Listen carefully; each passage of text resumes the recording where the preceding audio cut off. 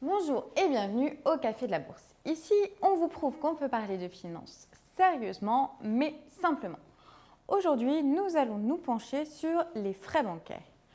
Le secteur de la banque est en pleine mutation du fait des nouvelles attentes et des nouveaux usages d'une clientèle ultra connectée qui n'hésite pas à être client dans plusieurs établissements bancaires et à en changer régulièrement.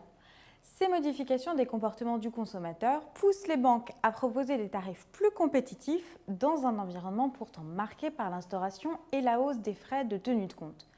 Café de la Bourse vous explique ce qui se cache derrière les frais bancaires, quels sont les moyens de faire baisser la facture et quel type de banque pratique les tarifs les plus attrayants.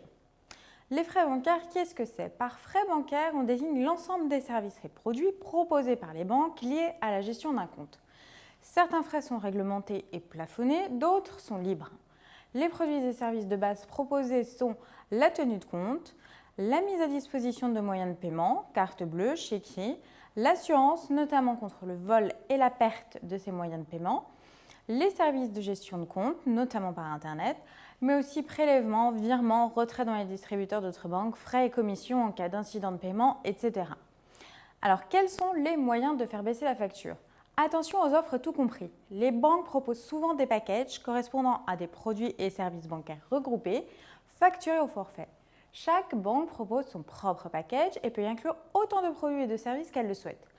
Bien que les produits de base soient toujours intégrés dans les packages, ils comprennent également souvent des services et ou produits très peu utilisés par le consommateur, comme par exemple le chèque de banque. Pour les personnes qui utilisent moins les services bancaires, un package peut revenir 2 fois plus cher que des produits souscrits à la carte. Les banques en ligne sont celles qui proposent les frais bancaires les plus compétitifs. Et en effet, les tarifs sont 4 à 5 fois moins élevés que ceux des banques traditionnelles. N'ayant pas ou peu d'agences physiques, les coûts de structure sont réduits. D'autre part, les clients des banques en ligne gèrent leurs comptes eux-mêmes, limitant ainsi le besoin en conseillers. En outre, les banques en ligne proposent en grande majorité une carte bancaire gratuite et offrent régulièrement 80 € pour l'ouverture d'un compte courant. Les envois de chéquiers sont aussi gratuits, tout comme les paiements en zone SEPA, l'assurance perte ou vol des moyens de paiement ou encore l'ouverture, la tenue et la clôture d'un compte courant.